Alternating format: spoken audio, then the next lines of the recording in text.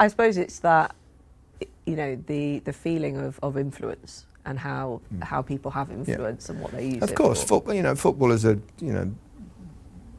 they're become right. Obviously, sport's a massive thing in the whole world anyway. And football, particularly, and just before a World Cup, it is. And there's a lot of expectancy on footballers, but.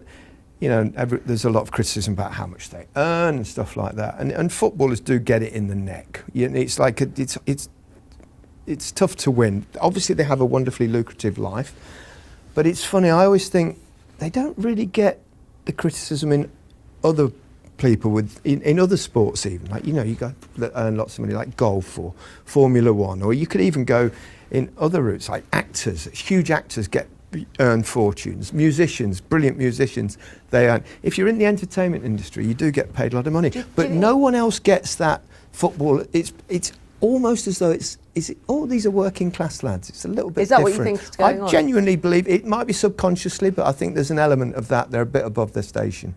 Is it also because they can and do, especially because they're so young, earning so much money, get into a lot of trouble at times, like the drunkenness? Not many of them do. Not many of them do. So yeah, is that and the other thing as well, thing? it's absolutely a perception thing. Footballers are a cross-section of working class society, really. They come up and it's hard. They have to work really hard. They live very well.